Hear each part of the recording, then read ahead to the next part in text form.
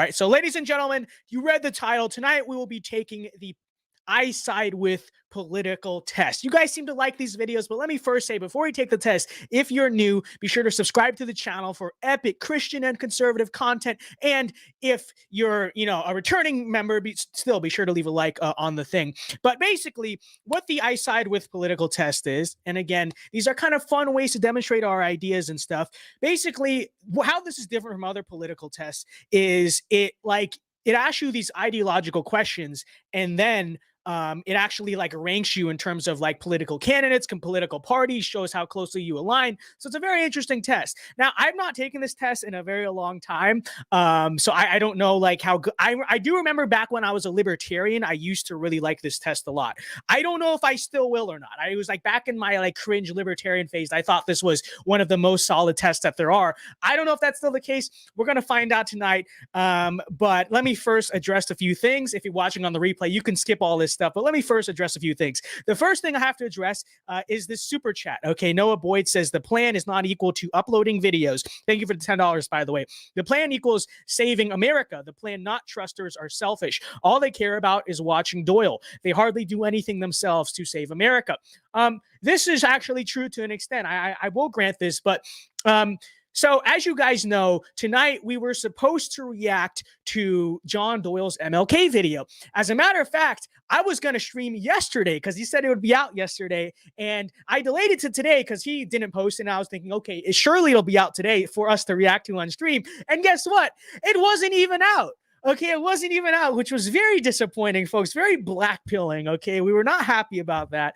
It is what it is. Okay, we're not counter signal Doyle. We're not gonna say any of the engage in the anti-Doyle psyoping, but it is to say that we're stuck doing this. Okay, so if you're unhappy that we're not reacting to the MLK video, this is what it is. Now, I thought for a second of even delaying this live stream by an hour or so that, well, maybe he'll post it. But then I was like, we already delayed it a day. I'm not going to make this live stream later in hopes that John will post when there's about a 50% chance that he will or not. Okay. So I will say that.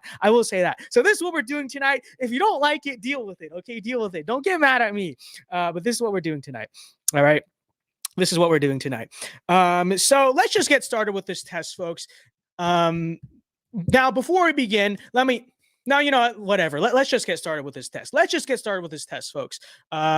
So first question here, it actually starts with healthcare, and it says, wait, hold on. This is not the order I remember seeing them in. Are these the same questions?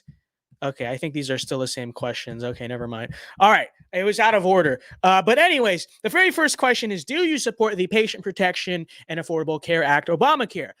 No, I do not support Obamacare. Now, let's see. There's many answers here. So it's, yes, I do not support Obamacare. I'm not a fan of that. I'm not of the opinion that government should not be involved in healthcare at all. I disagree with that. I think it should be somewhat of a minimal role. I'm kind of a market guy on it, but I definitely do think that, as a national conservative, as kind of this philosophical thinker, the anti-philosophical thinker, I should say that I am. I think there is definitely a duty that the government has to kind of protect the national health and ensure that the people of their country are able to be healthy. But I don't think that translates to Obamacare or Bernie Sanders care or whatever. So that's not my take. My take probably on this of the takes available is probably more so that no, we ought to open the market so that insurers can compete across state lines and reduce costs. This is probably my stance on it. I think one of the big reasons why Obamacare is so expensive is because, number one, they basically put in all these mandates in terms of what you're allowed to what you have to cover, right? So Obamacare got in and said, well, first of all, there was the mandate that you have to have health insurance, which obviously they got rid of under Trump. I think the Supreme Court did that. But, there's also this aspect of Obamacare that basically there's all these regulations in terms of health insurance companies have to provide this, and that. And I think it even included, if I'm remembering correctly, it even included things like abortion and all these things, which obviously, why that's wrong. But I think generally speaking, there are a lot of things that now, because of that, are provided in your health insurance that you know you'll never need. Like certain people will never need something like abortion or birth control, whatever it is, but they still have to pay for it in their insurance company because of the mandates of Obamacare. Obamacare says you have to do that. So obviously, like, I'm against that. I think you should be able to customize your health insurance to what fits you. And I think that the health insurers should definitely compete across state lines because that will definitely reduce the cost. Not to sound like a libertarian here, but it is true. Part of the reason why Obamacare is such a mess and prices actually went up under Obamacare was because there's no differentiation and of products, and there's no competition, right? What you basically saw, because of you can't customize your coverage that well and you can't compete across state lines. Basically, what you're seeing now is like a private monopoly on healthcare as a result. And so that's my stance on it. Now, how relevant is this to you? I guess somewhat. I'm not like shouting it from the rooftops when it comes to like who I will support in 2024, or what issues I want to see ran on. But that is my stance on that. Okay, next question. Should the federal government increase the funding of healthcare for low-income individuals, i.e. Medicaid? Again, these are questions I really don't care about. Like, honestly, they're not like the most super relevant things to me. But in terms of Medicaid, like, am I in favor of entirely abolishing Medicaid? I don't know. I think like I said earlier, I think there is a role as kind of a paternalistic conservative, as a national conservative. I do consider there to be something of a role of like government helping provide for the national health of the country, and like I don't think healthcare is a right, but I do think that the government can have a role in assisting with that. But like I said, does that really mean Medicaid, especially Medicaid the way it is now? No, it's a disaster. The system's very abused. I don't even know, to be honest. I'm not even sure how to answer this. So I guess I'll cope. Should I cope and just say each state should decide their own level? I don't know. I guess a very cope answer. There's no really answers in these healthcare questions that really tailor made to like what I believe or what we believe. So I'm not even sure. I don't know. What do you guys think? What do you got? What should I even say here?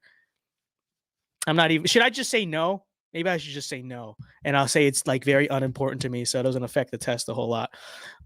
This question is no longer relevant. I know I would argue in many ways, like, it's not that healthcare is no longer relevant, but these healthcare topics are not what's defining like current campaigns. So I do think there's something to be said about that. Do you support a single payer healthcare system? No, I'll just say the system is too expensive. Again, I think that's about what I believe. Sure. Okay. Next question is we're getting into more interesting stuff. I really want to go straight to the social issues. I feel like maybe we should do those first, but we'll just take this in order. Why not? Should the government increase or decrease military spending? So number one, I think that there's something to be said that, we should not be in favor of the military industrial complex or its relationship to the American regime as it currently exists. Okay. And so it's not, I respect the troops, right? But I don't respect necessarily the military as an institution, or like our kind of really anything that is run by our current government as an institution, right? And it's not the fact that I'm against the military, or I'm against a strong military. I support a strong military. No, rather it's the fact that you look at the people who are controlling our government and controlling our institutions. They are obviously like counteractive to everything that we believe in. You have a bunch of like neoliberal, globalist, all the buzzwords running our government. And inevitably, that means they're running the military too, right? The military, like law enforcement, is simply an enforcement arm of whatever regime is in power. And I despise the current regime in power. So, I'm not like anti-troop, right? Like, I respect troops, I respect veterans, but I don't really support the military as an institution as it currently exists. Now, I support the existence of a military. When we're in power, I want the strongest military in the world. But do I support the current military? I don't know. So with that being said, how do I answer this question? Okay. Because I'd be like, I'm fine with high military spending. Like I said, if it's being useful, if it's towards a military that we support, that's towards our ends, but we're not getting that. So how do I really answer this question? Or do I just say that, do I just give a halfway answer and say, I think the current amount of spending is fine? Like in terms of the level of spending, I guess it might be a little bit too high. It's okay. I think the real problem with spending in the military is like the waste in it, right? There's a lot, it goes to the military industrial complex. There's definitely, it's very bloated. But does that mean that I support like reducing the power of the military? Well, maybe I kind of do at the current moment, but as a whole, not really. I don't know how to answer this question, guys. And they don't give a stance that's like not decrease until we take power. Okay, they don't have that answer. So you know what, this test is no longer relevant to me. I've become too you know I've become too conservative for this, I guess. I don't know. Let's see. What do people think? Donald Trump is very adamant that decrease. But that's not what Donald Trump believes either. So I don't know. I don't even like. I don't know how to answer this question.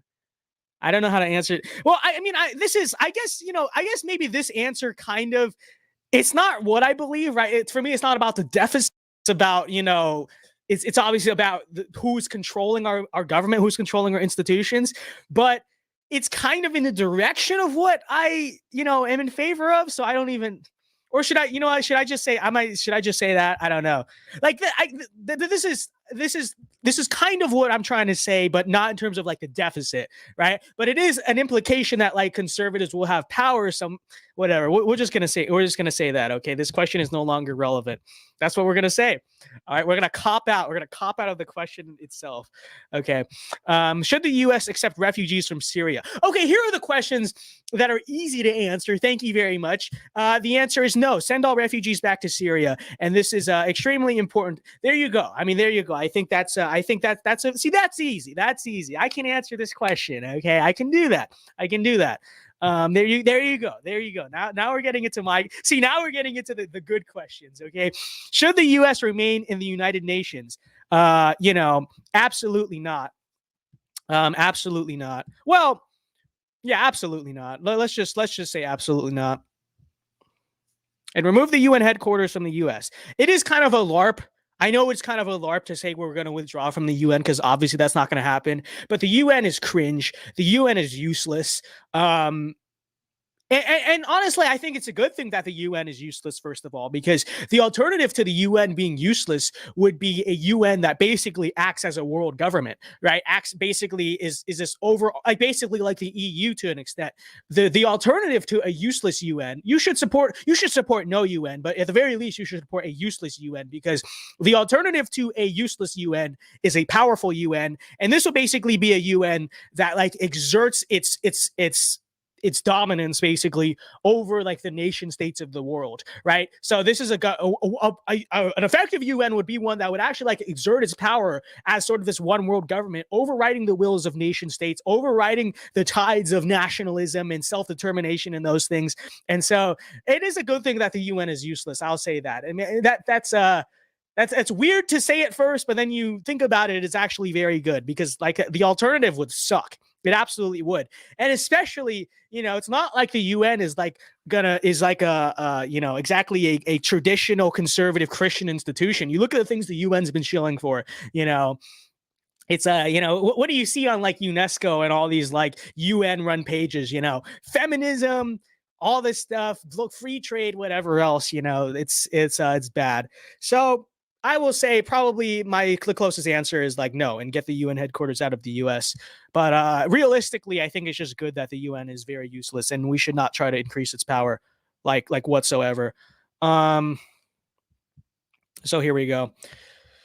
Should homeless individuals that have refused available shelter or housing be allowed to sleep in or encamp on public property? Well, the question says that they've refused available shelter or housing. So I think it's a pretty straightforward answer. It should know, and it should be a criminal offense. As someone who is from Los Angeles and grew up there, and you can imagine the story there, I think it's pretty obvious why this would be an important issue for me. And it is an important issue. But like, yeah, that have refused available shelter or housing, and people are really going to answer yes, and we should give them free food, clothing. It literally says they've refused available shelter and housing. Okay. Yeah, no, we have these homeless shelters, but if they don't want to do that, they should be allowed to sleep and make my taxpayer funded streets dirty and full of drugs and driving down the property value of your suburban home, right? Your suburban dream. Nope, drive down my property value, make my streets dirty, litter my streets with drugs and ugly tents and generally cause havoc because, look, there are a lot of homeless people that are just genuinely, they don't have the money and we feel bad for them and it's not a good thing. But if you make this mass policy, which is the suggestion here, you're obviously going to end up with a lot of like just the crackheads, the drug addicts, the sort of delinquent members of society type of homeless people if this becomes a policy, obviously. And really we're gonna have like it be the policy in our country that we're gonna give them free food, clothing, and medicine, and we're gonna let them sleep on the streets. Really, this is ridiculous. I know some random left-wing idiot would unironically answer this, but it's just like, even especially when you look at the premise of the question, we're talking about if they've refused available shelter. The fact that anyone would answer anything other than this is insane. But, I guess they do exist in the world. Okay, we got a super chat. Let's stop the stream really quick and check this out. Who sent a super chat? Gunnar Parr, thank you for $10. He says, just your daily reminder that Jesus Christ is based, unlike the UN. It's so true. It is so true. Okay, thank you for that daily reminder. I think many such people needed it. So true. And Jesus Christ is infinitely based. Like, his baseness cannot be quantified, whereas the UN is like almost to the extent of being infinitely cringe. So, you can see almost. I said almost. Like the UN is not literally like, well, maybe it is. Maybe it is. Maybe it is. Okay, but there you go. It's very true. Let's see. Next question here. Should the government continue to fund Planned Parenthood? No, absolutely not. Let's see. No, and the government should not give funds to any organizations. No, I disagree with that. I don't agree with that. But I definitely agree with this answer right here. No, and the government should not give funds to any organizations that perform abortions. So true. This is obviously a top issue for me. But let me also say, I don't think it's just about abortions. Okay, I don't think government should give any funds to any organizations that give out contraceptives or birth control or any of that stuff either. Okay, let me also say that, and let me say, at birth, because this is what people will say, look, guys, the problem with Planned Parenthood is the abortions, but otherwise, they're otherwise good. Well, okay, what's the second most biggest thing they do? Like, in terms of women's health, quote unquote. The second biggest thing that Planned Parenthood mainly does is, like, I guess, pregnancy tests or whatever, but it's also that they give out cheap birth control. Okay, the birth control pill. Now, let me say that if you're a woman watching this, I know we do have female viewers, so people think we have no women who watch this channel. That is untrue. That is untrue. If you are, and if you're on the birth control pill, I'm telling you, get off of it immediately. And if you're a mom, don't let your daughters ever get on that thing, okay? Because it is actually unironically not good for you, okay? Like, it messes with your brain chemistry, messes with your hormones, messes with your body. For some people, it causes permanent fertility issues, right? Like, when you get off birth control, your body doesn't fully go back to normal. And this is all true. And this is all part of the side effects of birth control. And this is all like scientifically backed up. I don't have all the expert knowledge when it comes to birth control, but I do know enough to know that the birth control bill is terrible. Okay, it's not good. Frankly, if I were in charge, it would be illegal. Like, it would actually just be banned from the market. It's not something that anybody should be taking. And it's like, really, what is the real reason most women take birth control? Because it's like, I know there are some women who take it because they have really bad periods and they try to use it to alleviate that. Let me say, it's not worth it. Okay, it's seriously not worth it. It's like painful periods, or seriously mess with your body, like, and have consequences that could potentially be permanent and will definitely spill out into the rest of your life. That's number one. But let's be honest. That is a minority of women who take birth control. The vast majority of women who take birth control, you're taking it so that you can have a bunch of loose sex and, not pay the potential consequences of it. Okay. And that's obviously cringe. Don't have premarital sex. Wait until marriage. Okay. And, I would say once you are married, you shouldn't even, once you're married, you should also be prepared of the notion of having children. So I don't think, I'm not a fan of like necessarily getting married. Like, yeah, get married young. And, I guess it's better to get married young than do nothing young. But I definitely think there's something to be said that, like, once you're married, what is the purpose of something like birth control or whatever? Like, isn't the kind of the point of the creation of that union so that you can create children, right? Isn't that kind of the point of marriage to begin with? So that's what I would say. But long story short, birth control bad. Okay, that if you took nothing else from that, don't take birth control. Okay, and part of the reason, the thing is too, when we talk about the sexual revolution and whatnot, and the decline of the meaning of sex, which I would argue, has effects into the rest of things, right? And it also causes the decline of meaning of relationships, of marriage, of having children, all of those things. It can be heavily linked to things like abortion, number one, but also I would argue things like birth control, right? Because what you're doing is removing the consequences of what happens when you have sex as God intended. And you're basically, inverting the purpose of sex away from what sex is meant to do. Right? The purpose of sex, the reason why God gave sex to man and woman as a gift is so that a husband and wife can create children, can be fruitful and multiply. Okay, that's number one. Okay, the pleasure, I guess that's like an added benefit. That's kind of like the incentive. But the purpose of it, and the only purpose is to be fruitful and multiply between man and woman, husband and wife. That's it.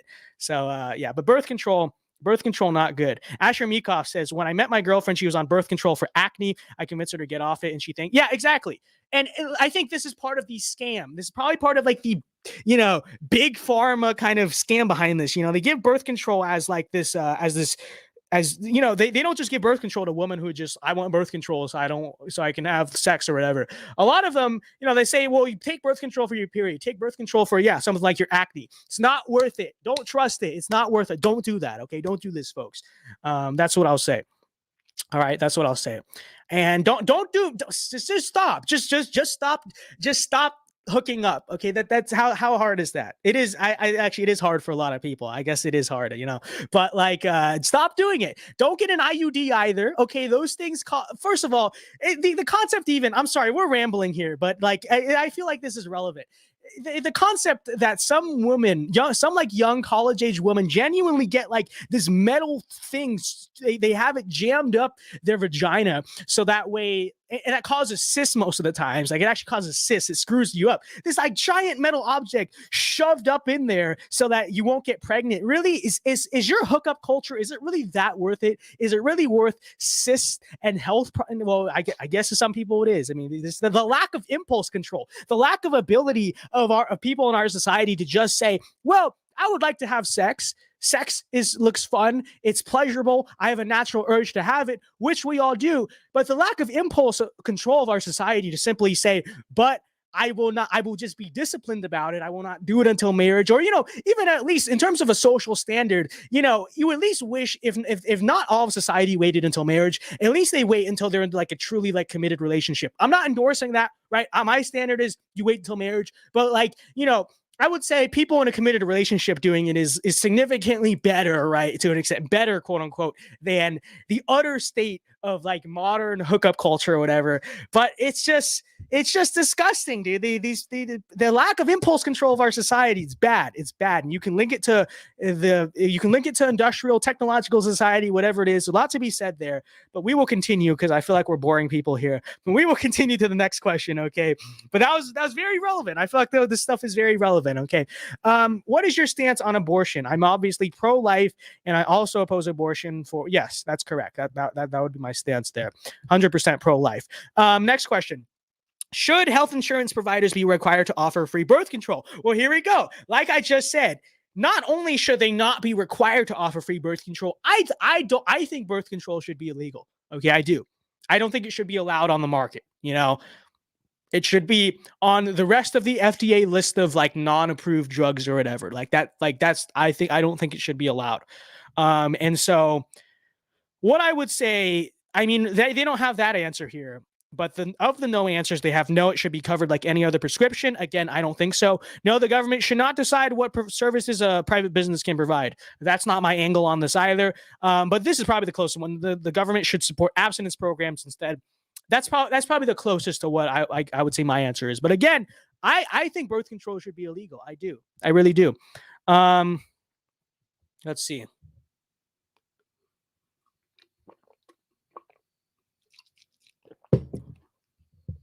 Why would it be free even if it shouldn't be illegal? Well, I know. But let's see. Should funding for and again, guys, if you want to research it yourself. It's not like the birth control.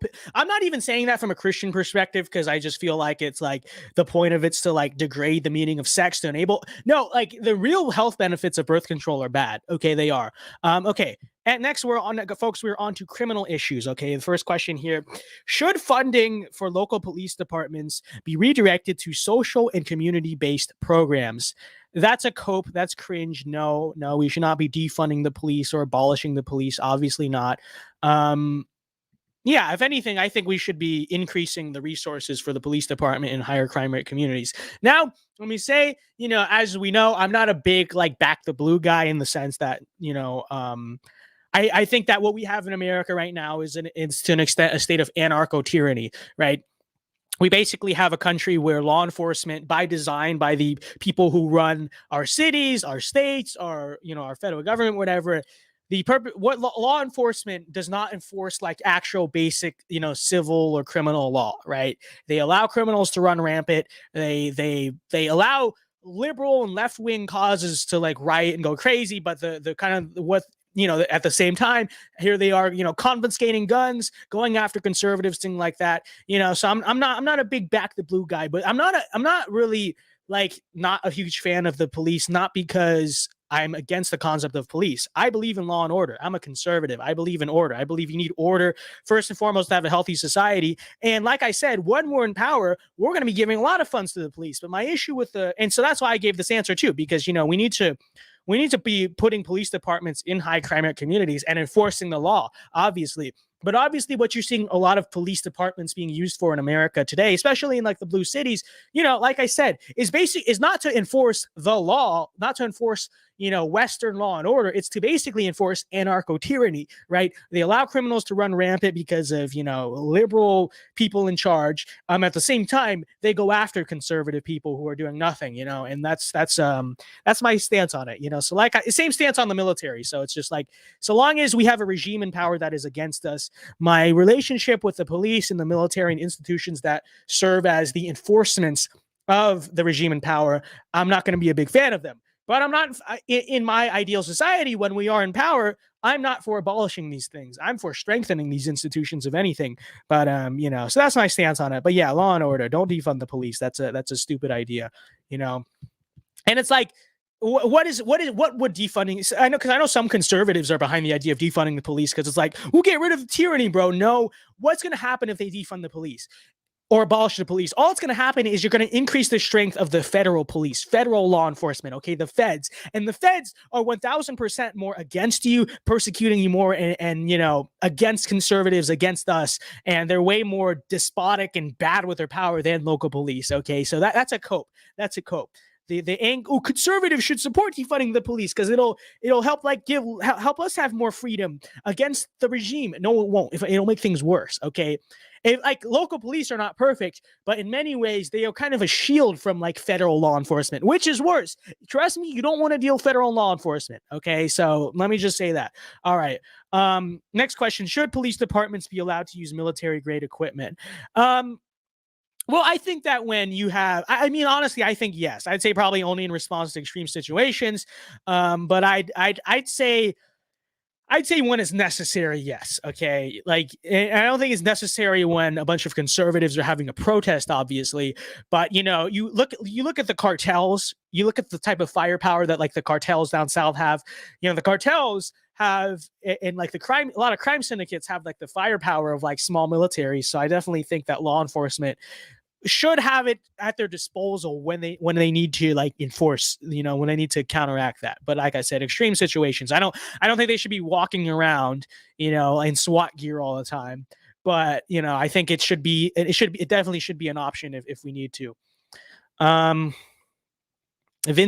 Jose Rodriguez says, Vince says, trust me, you don't want to deal with federal law enforcement because he's an expert on feds. What did you mean by that? What did you mean by that? Are you trying to say what did you? Wow, that's untrue. Very untrue. I'm an expert on Russian feds, not American feds. Okay, true. Okay, should convicted criminals have the right to vote? I think that this is basically the right answer here. Yes, but only after completing their sentences in parole and probation. And in terms of like parole and probation, for most people that lasts like many years. Like your sentence is one thing, but your parole or probation after that's very long. But like I think after you're done with all of that, after you eventually like your name's officially been cleared by the crime, I think as a principle, yeah, you should. Now, with that being said, if we did disenfranchise criminals for life, I think that would help us in terms of electoral politics. So maybe I should change my answer there.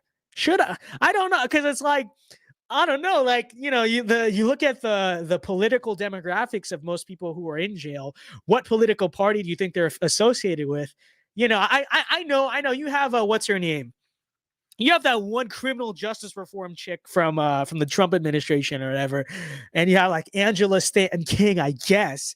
Although honestly, ideologically, I think they still have a lot of problems, but at least they're voting Republican. But for every one of those, there's about 1,000. There's about 1,000 Democrats.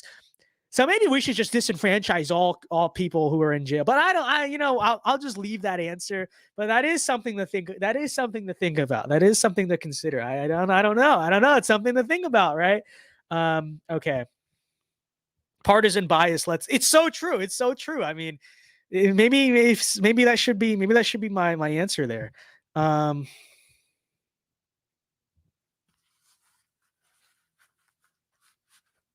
Let's see here. Should the government increase environmental regulations to prevent climate change? No, obviously not. Now hold on. Wait.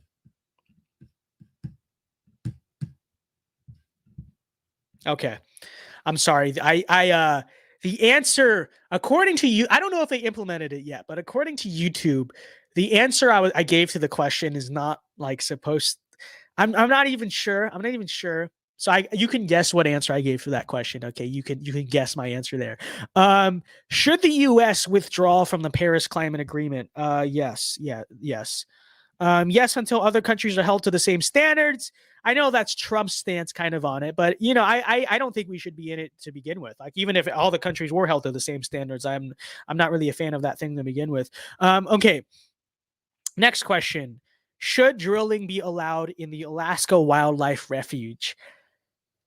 I know nothing about this. Okay, I know nothing about this. Now, on one hand, I do want to say yes, because, I'm pro oil, and, I think renewable energy, besides nuclear energy, for the most part, renewable energy is a psyop.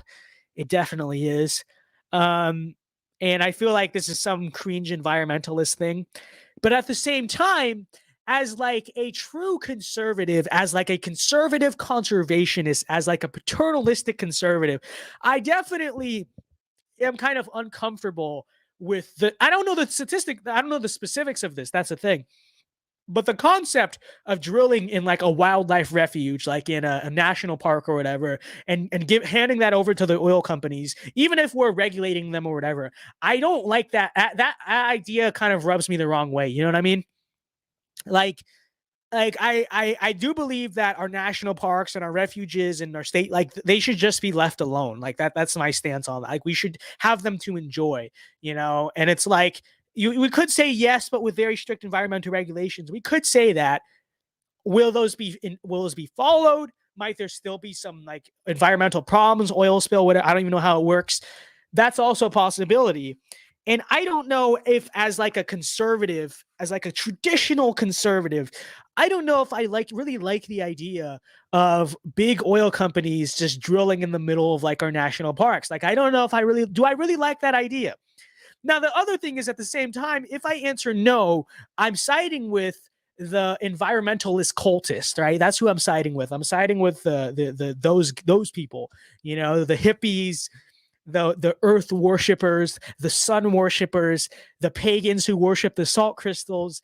And I don't know. I don't want to side with them either. So this is something that is that I'm very torn on. I'm very torn on this morally. Okay. So let's see what the chat says. Paleo Nation says, shut up, Indrel. Okay. Ryan says they are reserves for a reason. See, this is a hard question. This is actually a hard question for us, you know? Because on one hand, we don't want to side with the corporatists, right? We don't want to side with the neoliberal global corporations. We don't want to side with them, the woke corporations or whatever. And we don't want to side with the environmentalists either. So it's just like, what do we do here? You know, what do we do here? I'm not even sure. All right. We're getting some yeses. You seem to be getting. This is very cringe. I should not just be answering based on what the majority says, but in an answer where I genuinely am not sure, I guess I'll answer yes, since more of the chat seems to think yes. Oh, but is that moral though? Is that Jose Rod? See, Teddy Roosevelt would not be proud of me though. He wouldn't. He would hate that. Well, would he hate that? I don't. Well, you know. Okay, there's another angle to this. Now I'm thinking more. There's another angle to this. The other angle to this is that we are not environmentalists, right? We are conservationists, okay? And now the thing about conservationism, so here's the difference. Environmentalism, the doctrine of environmentalism basically supposes that the environment was like man is basically meant to serve the environment, right? Like, so we're just supposed to protect the environment, whatever. And that's just stupid. That's just dumb. We don't worship the environment. The environment's not God. Earth is not God. There's no such thing as Mother Nature, quote unquote, right? It's just Earth. It's just the Earth that God made for us, right? He gave us dominion over. But the concept of conservationism is the idea, and this is a naturally conservative idea, and that's what Teddy Roosevelt was the idea that, you know, the environment exists to serve us, obviously. Right? We don't serve the environment. The environment serves us. We, you know, the resources, the things that provides us, they exist for us. They exist for our use, our consumption, to make our lives better.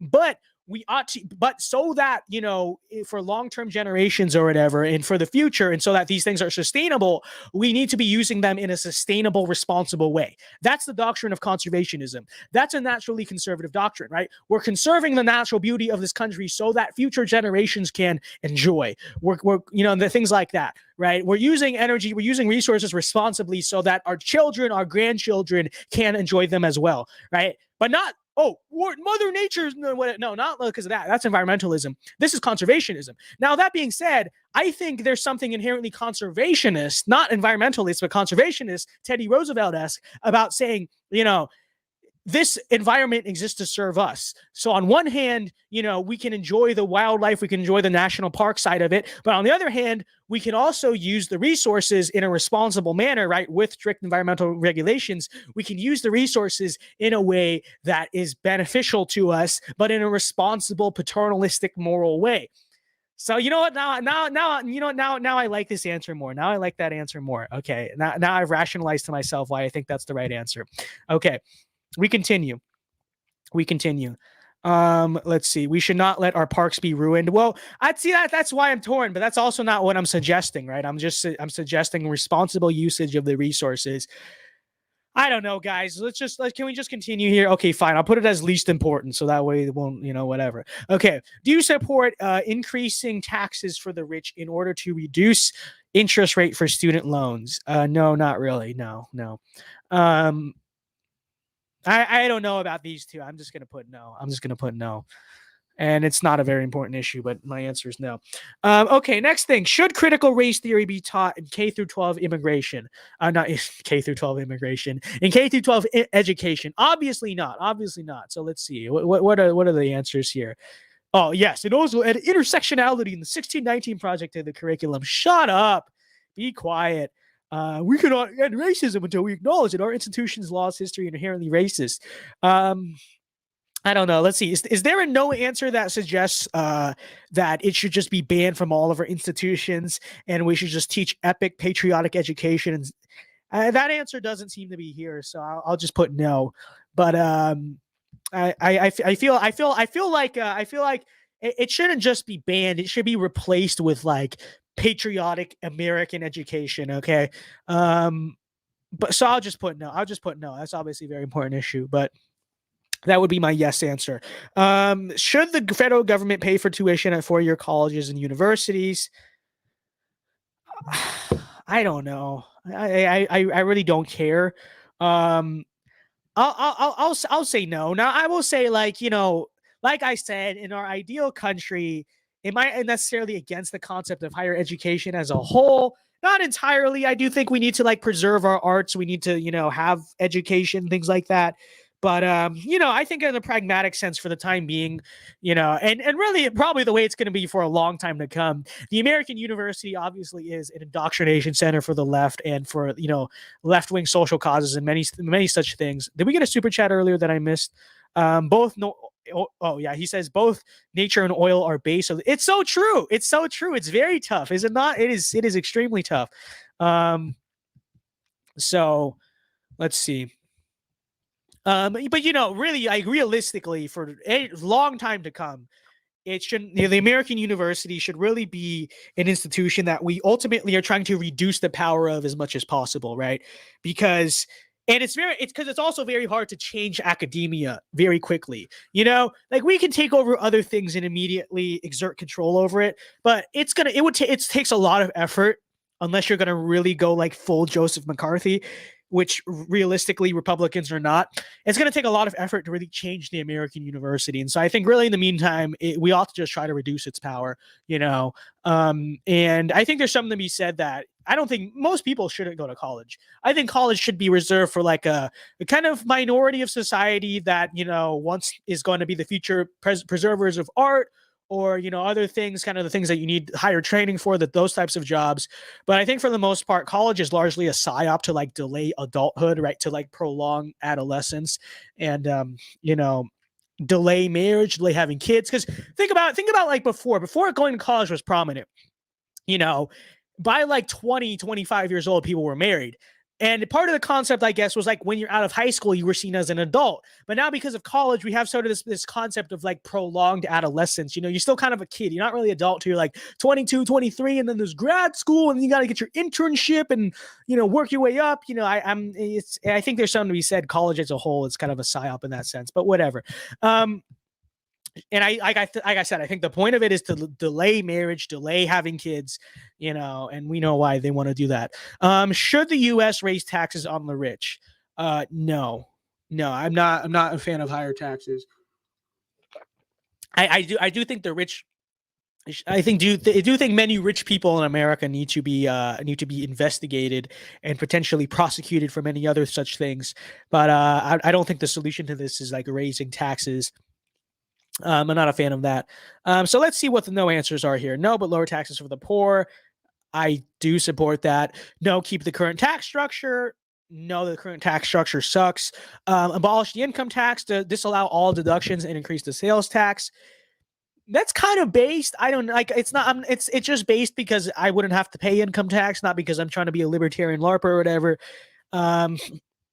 Income tax, I don't know. I'm genuinely not in favor of income tax. Reform to the flat tax, I would be fine with that too, to be honest. I'm not like against the concept of a flat tax entirely. But I think the most pragmatic answer is probably this one. Lower the income tax and remove all existing tax loopholes for large corporations. I would say this. I'm really not against these two. Like, let me say, like, principally, I'm not against either of these two. I don't know. Maybe the federal government would technically need an income tax to exist, but income tax also sucks. Who wants to pay that?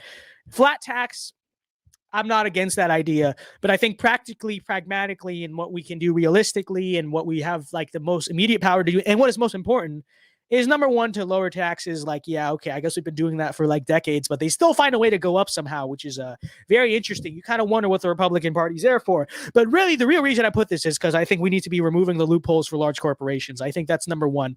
I think like first priority in terms of this types of stuff is to opening up kind of our market for small business and really cracking down on the anti-American, neoliberal, global, transnational corporations, right? And in terms of this types of economic policy, that's really like agenda number one for me. And so, this would be my answer. Lower taxes, sure. But also, yes, we really need to go after corporate America. It's killing small business. It's killing the country in many ways. It's killing families. They need to be punished. They need to be punished. And in reasonable ways, not in like just raise taxes. I don't think that's going to work, but remove the loopholes that they exploit. Absolutely. Okay. Should the government raise the minimum wage? No, this will cause prices to increase in a never ending cycle. Yeah, that's probably my answer there. It's not. Do I necessarily want to abolish the minimum wage? I'm kind of like I'm fairly on that. But in terms of like increasing the minimum wage, I don't think the economics of it makes sense, because we know the story. I'm not going to go down cringe libertarian talking points because I don't even want to be remotely associated with those people. But they are right when they say that, increasing the minimum wage is going to cut a lot of low entry people out of the market. And, and if you want to raise wages for Americans, then guess what you got to do? Okay. You got to cut immigration. You got to regulate automation. You got to do those things. That's how you raise wages for Americans. That's what you do. Reduce immigration, tighten up the labor pool, crack down on automation. Don't let these people do these self-checkouts and the self-driving trucks. Like, get rid of all that. Ban automation. Okay, that's what you got to do. Ban automation, restrict immigration, maybe do a few other things. That's how you raise wages for Americans, not necessarily raising the minimum wage. Like, that's the real way you do it. Okay. Do I support a universal basic income program? This is another thing I'm really neutral on. I don't know. I'm not like, I don't hate this idea, especially as an alternative to welfare. I do also definitely think if it were implemented by our current government or really like the federal government in general, it would be a disaster. So I really don't know. I really don't know about this. Like, I'm not like 100% opposed to it, but I wouldn't say it's something I support 100%. But like I said, I really think its implementation anytime soon would really not work. And this is a quiz about like campaign questions. So it's a big tech psyop. That arguably is true. Because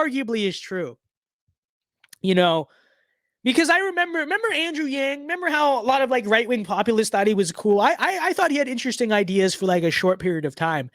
But when you really listen to Andrew Yang talk about universal basic income, right? And I studied his stance on this. I studied his messaging. You listen to what he says carefully. What he says is, here's how, if you ever heard Andrew Yang speak, this is how he always says it, okay? So he gets up there and he's like, tech companies are automating away jobs. He says all the right things. Automating away jobs. People are going to be replaced by machines and computers in the workplace. Self-driving trucks, all of this. But when you listen to him propose universal basic income, what he says is basically along the lines of like, well, we're going through a technological and industrial revolution right now. And basically giving people universal basic income would allow them to compensate with the consequences of all the self-driving trucks and maybe allow them to like, you really get down to what he's saying. What he really says in terms of universal basic income is basically that this is going to be an alternative for when automation basically takes everything over. Then everyone's going to live off a universal basic income. Like, when you listen to Andrew Yang speak about it, listen to it carefully. That's really what he's saying. And so thank you to the person who said it's a big tech psyop, because now I'm remembering this. And yeah, no, I'm saying no. You guys, it's totally a big tech psyop, because Andrew Yang's kind of whole idea of it is like, well, since the tech companies are automating away all the truckers and all this stuff, we're going to give them a universal basic income so that way they can like suffice with the job loss or whatever. Like, that's what he says. Andrew Yang basically is a supporter of the technological revolution and basically just thinks that UBI is the way that like we get people to live off that. And that is like the biggest globalist, futurist, technocrat, like progressive thing you could say ever. Like, it's basically the equivalent to like, you're going to live in the pod and you're going to like that. It's like, no, we ought to be saying, no, how about we just not automate? How about that? How about we just not let the automation destroy all these jobs? Instead, Andrew Yang says, nope, I'm in support of that. It's going to be good and everything. Let's just have a UBI so that people can deal with it better. No. How about we just not allow it to happen? So you're right. It is a psyop. It is. You're right. You're actually right. The whole thing is kind of a psyop. At least as it's being presented here. You know what I mean? So it's like. Exactly. That's what UBI, at least as Andrew Yang presents it, that's what it is. He's creating a problem to cover another problem. Exactly, right? And that like, listen to Andrew Yang speak. I remember the second I realized this, it was like a revelation to me. I was like, wait a minute, what did he just say? What did he just say? You read into it, because he's bringing up a lot of like things Tucker Carlson says, a lot of kind of like right-wing you feel a sense of Trumpism to it, but then you realize what he's really saying is like basically the biggest technocrat thing you could say, which is, we're just going to give people free money so that way they don't have to work, and that'll be the solution to like the automation problem. That's stupid. Okay, the solution is you don't automate. Okay, you don't automate. So I do think it's a big tech psyop. TV N64 says, I agree, so give me I said it, so give me wrench. I thought you are a moderator. I can someone else make a moderator, because I can't do it from StreamYard.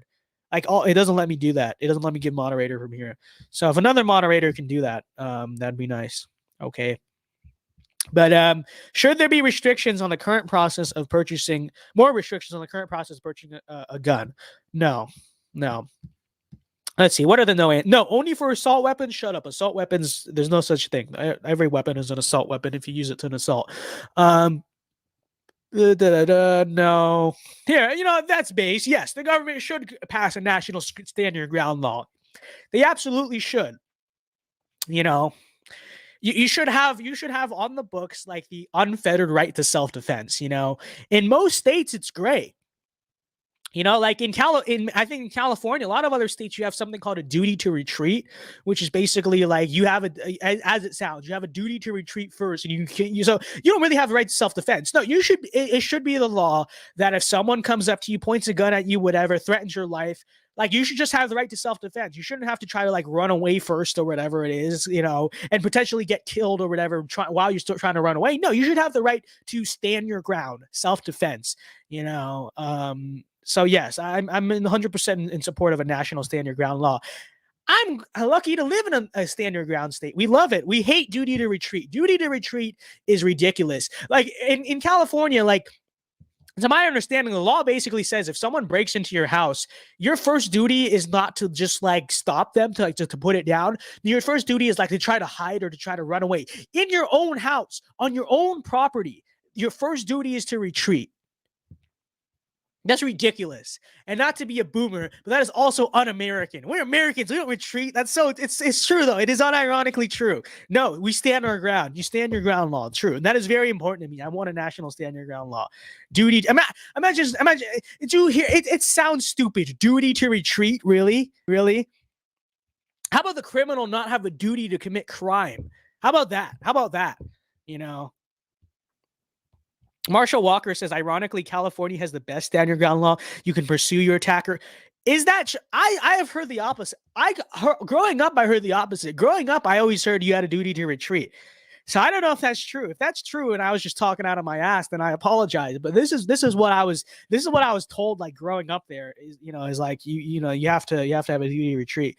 But this is true. You should be able to pursue your attacker. Citizens arrest. It's so true. Let's see. Should teachers be allowed to carry guns at school? Yeah,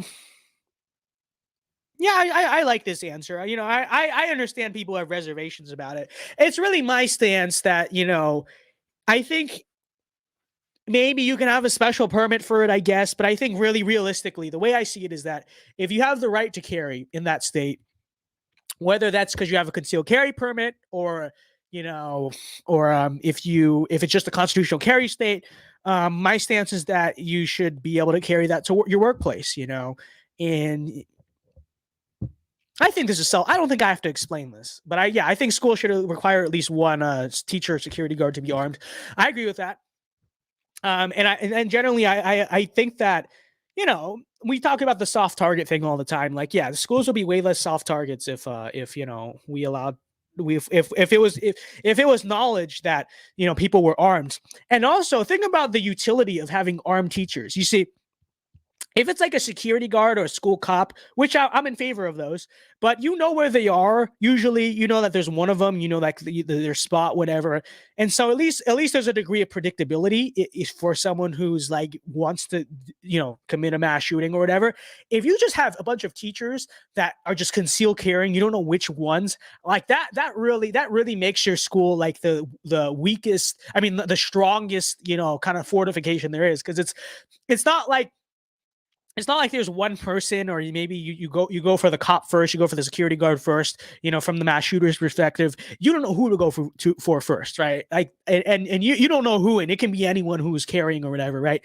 That sort of principle, I think, makes you the strong, like the most secure, in my opinion. So I would definitely say so that's kind of my rationale behind why teachers, if they're allowed to carry guns elsewhere, should be allowed to carry guns into work.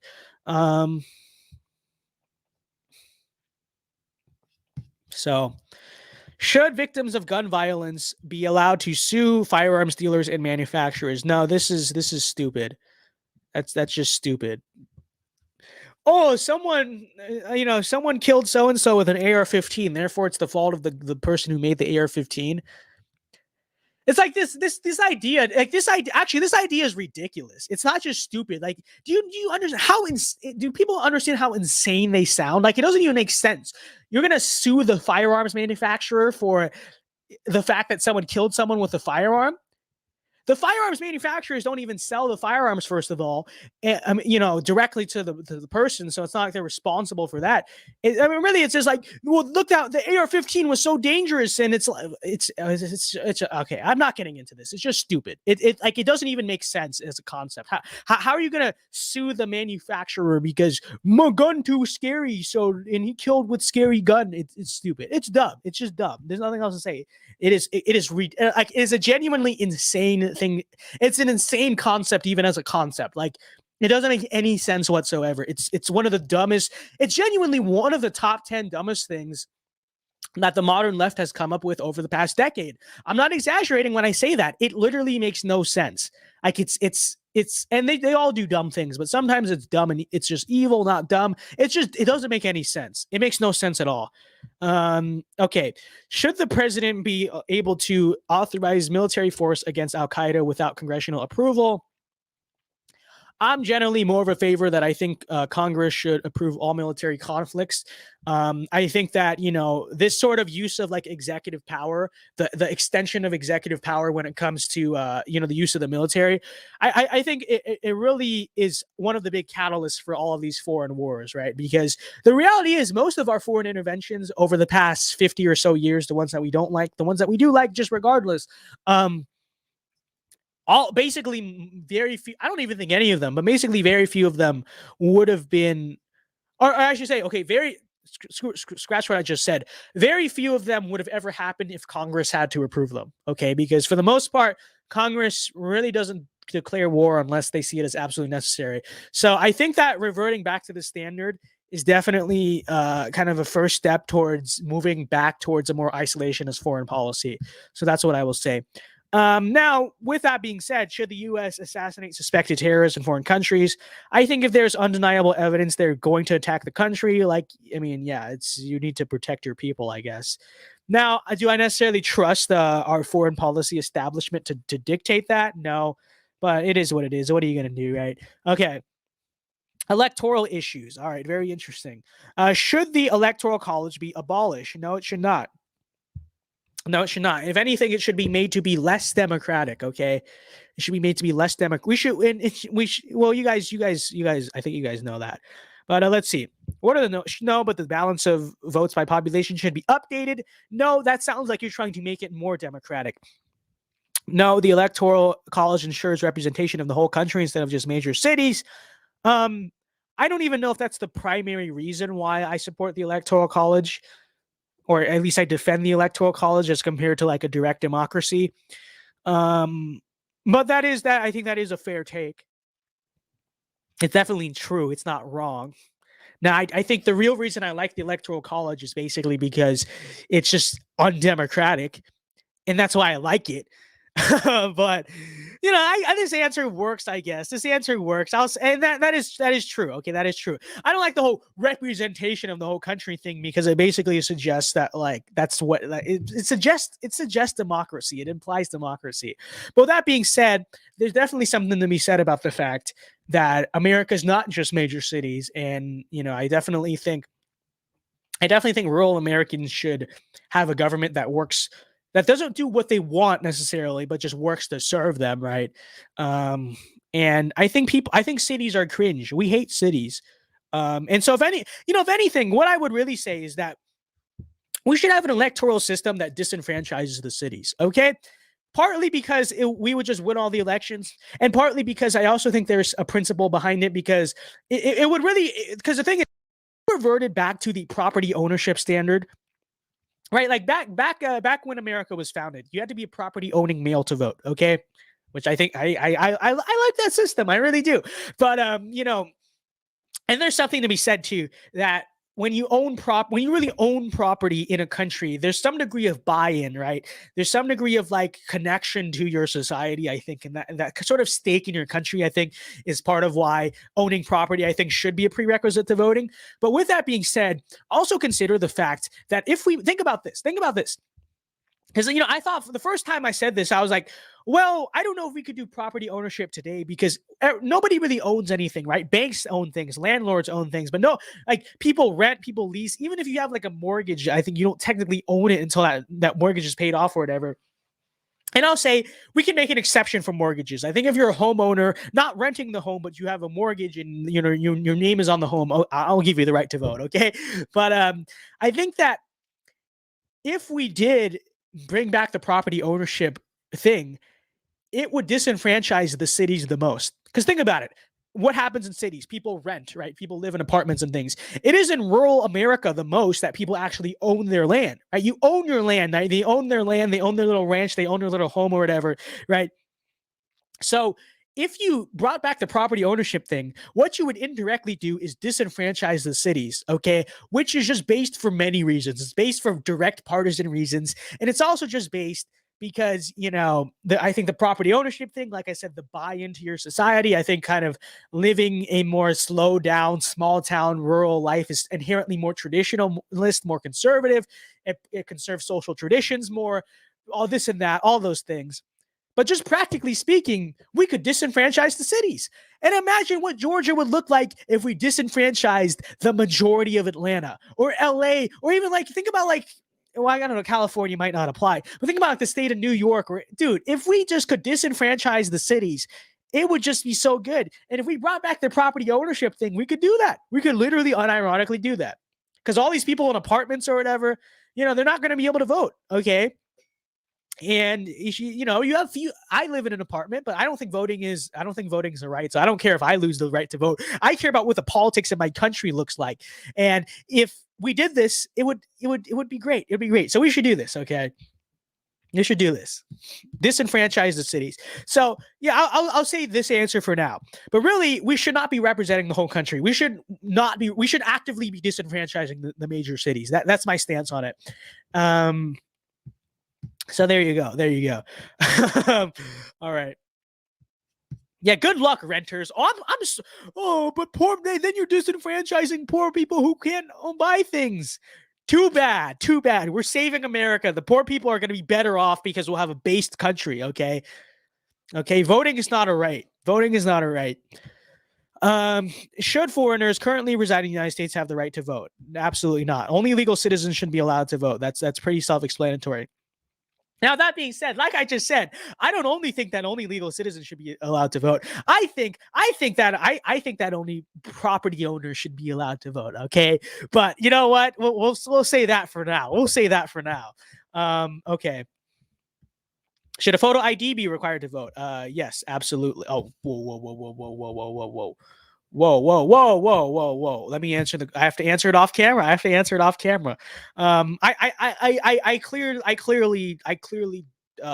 gave a 100% optical answer Yes. Okay. Sorry. I had to do that. YouTube. Okay.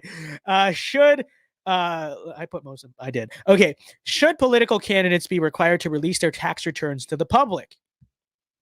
Um, I guess I like the transparency, I guess, but if I'm this anti-democracy crusader, should I really be in support of that? I'm not sure. I don't know. I guess I think practically speaking, I don't know. You know what? Trump didn't release it. Okay, Trump didn't release it. Therefore, yeah, I'll probably say this. Because because Trump did not release his tax returns, it's therefore based to not do it. And so there you go. There you go. Would owning a car be considered sufficient to vote under Vince Dow's country? I do like cars. Okay, if you paid off your whole car and your car is not like some dinky used car, I'll think about it. Okay, but understand. Okay, I didn't go over the full details of my ideal voting system, but understand in my ideal voting system, I would personally be disenfranchised. Okay, so just consider that in my country, I am not in my ideal country. I would not even be allowed to vote. Okay, so consider like my voting system is very specific. Okay, the voting system is very specific. So, should there be a limit to the amount of money a candidate can receive from a donor? Yeah. I mean, generally speaking, I think so. Honestly, I don't know. In the practical sense, in the practical immediate sense, I think I'm fine with restrictions on campaign finance. I don't know what else to say. I don't know what else to say. I'll say yeah. I agree with this. Now, I don't think it's practical. I don't think it's realistic to have like publicly funded elections or something. But corporations are not people, and this whole concept, I mean, there's still a very easy. Well, the flip side is that you could make an argument that it'd be better if they donated directly to the candidates, because what they'll do alternatively is basically create like the wealthy alternatively will create these basically huge like multi-million dollar media projects and be able to craft narratives even more effectively. Like the example of this is think about what is more influential, mass media, right? CNN, big tech, all these things. What's more influential and what does more political campaigning for one political side? Those things, CNN, mass media, big tech, all these things, or like, I don't know, George Soros giving $20 million to the Democratic Party. There's something to be said that actually the former, right, the first thing I mentioned actually is more influential, and it would almost be better if the wealthy just donate directly to the politicians. But I'm not going to get into that debate right now. I'll just stay with a yes answer because I think it's the most immediate, it's the most obvious. So we'll just stick with that. But that is something to think about. It is a kind of a talking point to think about. No foreign money. I definitely agree with the no foreign money thing. Should the minimum voting age be lowered? No, it should be raised. And that's very important. Voters should be required to pass a basic test demonstrating their understanding of politics in order to vote. Maybe. I think it's a bigger priority to me that it should be raised. And, I mean, people act like this. The idea of taking that we're going to take a civics test or literacy test or whatever. I mean, I think it's kind of a LARP, to be honest, because it's just like, what's going to happen? Someone's going to post the answers on Chegg or Slater or something.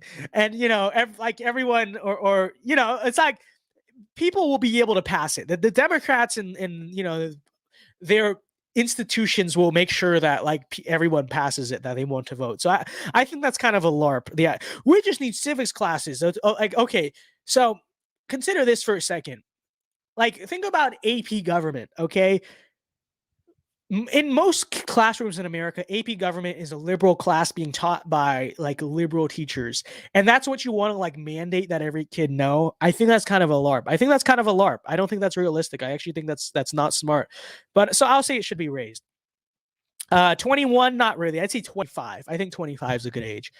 Okay. It should not be 21. It should be 25. You cannot change my mind. Let's see. Should the government or you know what? Or it doesn't have to do with age. You have to be married. There you go. There you go. You have to be a married property owning male, and then you can vote. And only then. And only then. That's my that'll be me. That'll be me. That'll be my country. Okay. Let's see. Should the government increase spending on public transportation? I know some people will get mad at this, but I am of the firm opinion that public transportation is literally a psyop. Public transportation, walkable cities, infrastructure. That's a psyop because they don't want you to drive cars. That's what it is, okay? And we are car driving nationalists. Cars give people a sense of look, and I'm not saying this in a libertarian way. I'm saying this in a based way. They unironically give people a sense of like independence and like freedom, but like the base kind of freedom that basically America was built on, right? We're a pioneer culture. We're an expansionist, exploratory culture. And so, I think I'm going to take my bus to get around. No, I'm going to drive my car many miles to get where I want to be. And I'm going to go on road trips and we're going to explore the country and we're going to drive around. We're going to drive around town. It's so true. We're going to listen to our driving around song. There's just something American about it. Okay. So honestly, I know people will get mad because they'll be like, well, shouldn't we have like navigatable cities? Yeah, but also like this is a psyop. They want you to not drive cars. That's really the motive here, And so the same thing with walkable cities, right? They want to like, let's urban plan our cities so that they're walkable. No, what they really mean is let's get rid of cars. Okay. Cars are based. Defend car driving at all costs. Okay, cars, and people don't understand cars and car culture. We'll talk about this another time. Okay, but you guys have heard me give the whole walkable cities thing, the way in which, think about this too. Without a heavy car driving culture, we wouldn't have the suburbs and we wouldn't have like rural America really at all in many aspects, right? Because people who don't who are the people who don't drive cars? People who just live in the inner city, right? It's like obviously if you live in a suburb, you need a car because you need to get to work or whatever. You need to get to places. People live in cities. Oh, I'll walk. I take the bus. And we know what is the political correlation here. I think there's a reason for that, by the way, but let's just talk practically. Inner cities are the most liberal places in America. I think they obviously breed the most liberal politics. Suburbs are kind of in the middle, and rural America is the most conservative. With that understood, I think we can easily see how things like mass public transportation or walkable cities or whatever, what has to happen in order for those things to be, realistic is people have to live in the cities. So the step is they want to get you to live in the cities, get rid of your car, just take public transportation or walkable city, ride the bike, right? By the way, I don't like cyclists either. Bicyclists are a scourge on, they are a threat to society. Okay. They genuinely are. They ride in the bike lane and they cause danger there. And when they ride on the sidewalk, it's even worse. Like I do most of my college online now, but like, dude, when I first started, the bicyclists, they are a terror.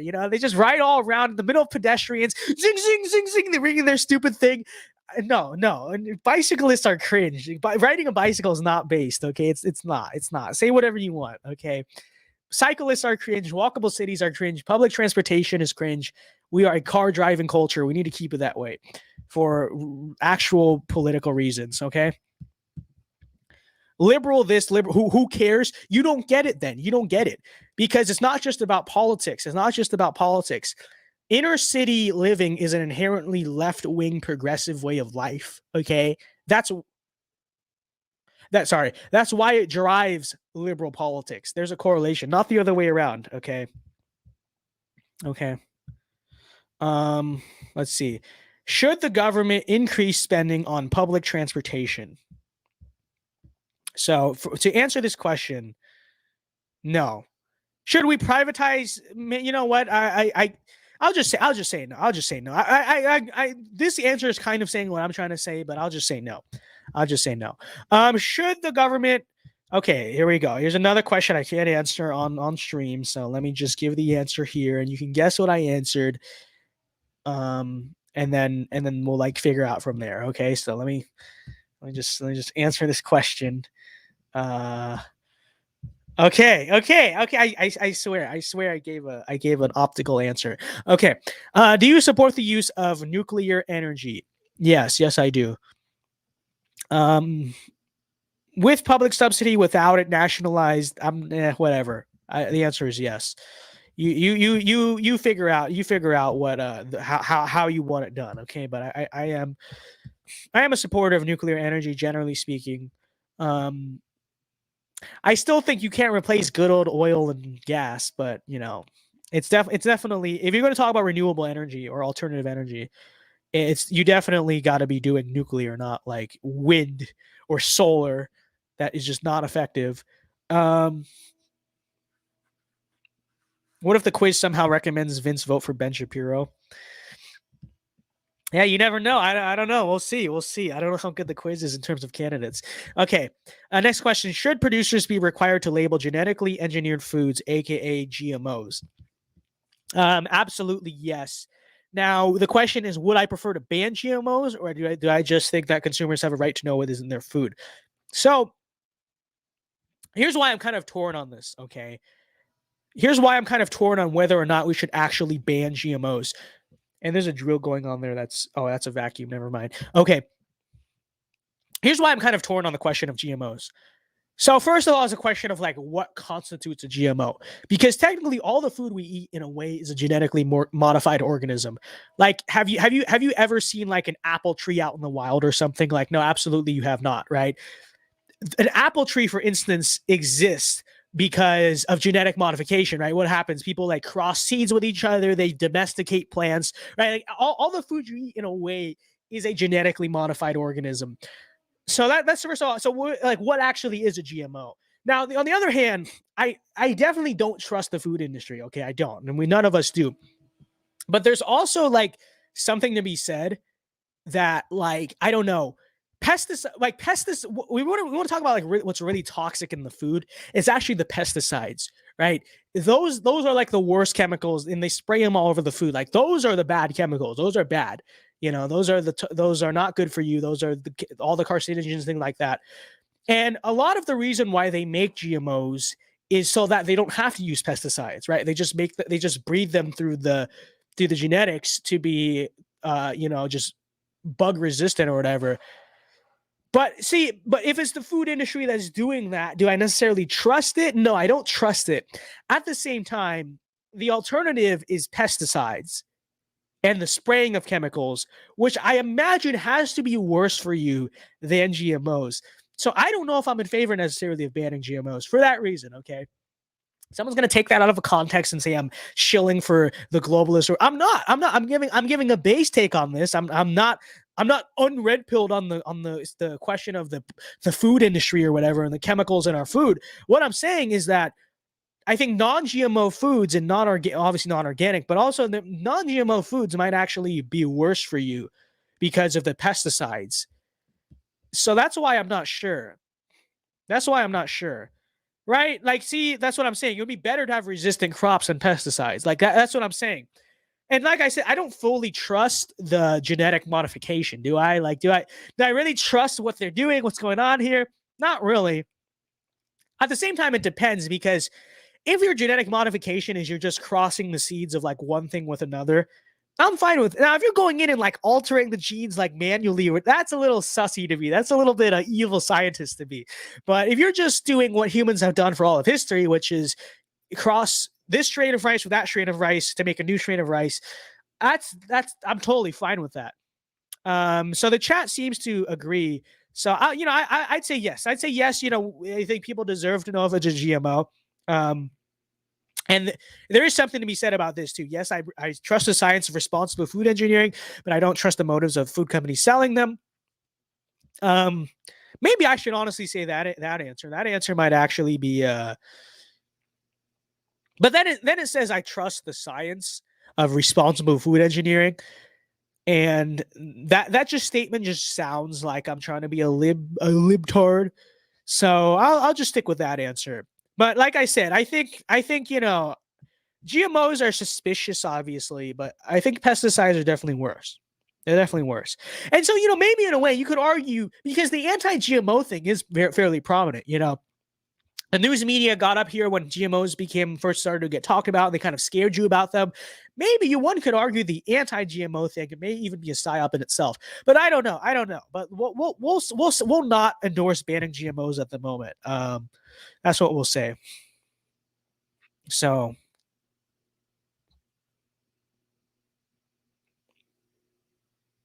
Let's see. Next question. Should illegal immigrants have access to government subsidized healthcare? No, absolutely not. And we should deport illegal immigrants. So true. So very simple question here, folks. That was not hard at all. No, and we should deport illegal immigrants. Okay. Here we go. Next question. Should the U.S. build a wall along the southern border? Yes, no, absolutely yes. And Mexico should pay for it. Sorry, I was assuming the next question would be something like that. Now I was going to do this whole thing of like, yes or no, and we should deport illegal immigrants. But I wasn't reading the question carefully, but it's obviously yes, and Mexico should pay for it. Mexico should pay for it. Yes, but with making a high surveillance barrier instead of a physical one, that's such a cope. We're going to have a virtual border. Really? Oh, we're gonna have drones follow you. No, the physical wall is the most effective one. Stop coping for a cringe industrial technological society. Oh, we're gonna have biometric scanning at the border. Okay, but that's not gonna stop. No, you build the physical wall. The physical wall is what keeps people. But we're gonna follow them with a drone. The drone's not gonna work. It's gonna break. It's gonna run out of battery, and then everyone's gonna run across. It's such a cope. We're gonna have a technological border. We transport technology at the border.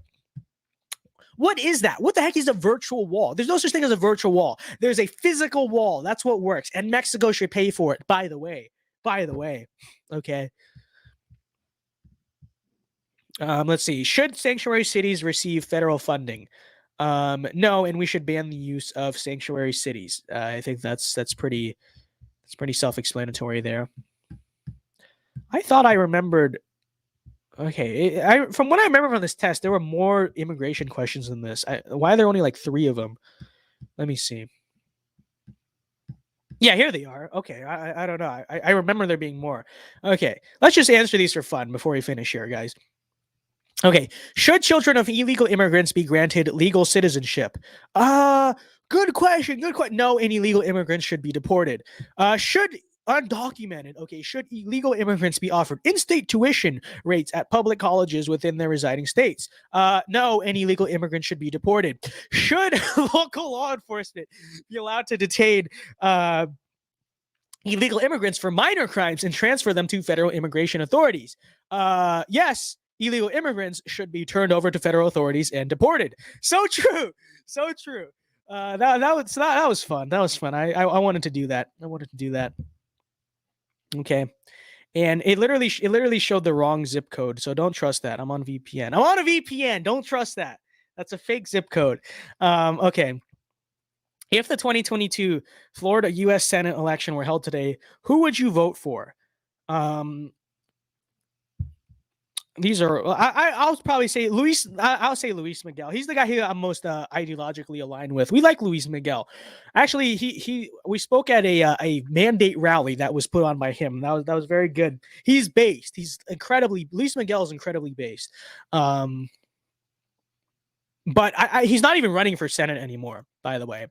He's running for State House now, which I think is good because realistically, he wasn't going to win that Senate race. But if he gets in the State House, he will be very solid. You know, here's a guy who he stands for the Jan 6 political prisoners, supports immigration moratorium, all those things. Like he supports like government action against big, like he's based, like he really gets it. So ideologically speaking, I'm definitely aligned with him. Let's see. If the 2022 gubernatorial election were held today in Florida, which candidate would you vote for? It would definitely be Ron DeSantis, obviously. Agriculture. I don't even know. Maybe this is bad because I don't. Maybe this is bad because I don't know who I don't know who any of these candidates are. And like I said, I think that's probably a bad thing because I live here. But I know anyone but Nikki Fried. I know to be against her. She's cringe. I saw her stupid name on I was pumping gas. Okay, I was pumping gas in Orlando like 2 weeks ago, and I saw it. I finally saw the infamous Nikki Fried poster sticker that she's putting on the gas. It's ridiculous. I'll just leave this question blank because I'm too lazy to like research candidates right now. Okay. You should learn. I know I should learn. Okay. I know. Okay. Stop it. All right. I'm sorry I don't know the Agriculture Commission freaking candidates here. Okay. Too busy doing. I'm too busy trying to get Anthony Sabatini to Congress and Luis Miguel to State House. Okay. That's what we're focused on. All right. Which qualities are most important to you in a candidate? Let's see. Integrity is important to me in a candidate, but I feel like integrity is something that the line integrity is something that's going to be used very adamantly. It's a very anti-Trump word, right? Because what was the whole pitch about Trump being a threat to our democracy or whatever? He's ruining the integrity of our institutions and he doesn't have integrity. So I'm not going to answer that because I feel like that's what it would lean towards. Commitment, true. Transparency, I would say in the modern state of politics, yes. Vision, yes. Consistency, yes. Common sense, yes. Intelligence, not necessarily. Like, it depends what you mean by that. But does Trump speak intelligently? No, he speaks like a working man, whatever. And I think sometimes you need people who just have common sense, not like academic big brain intelligence. So, okay. Morality, again, I think so.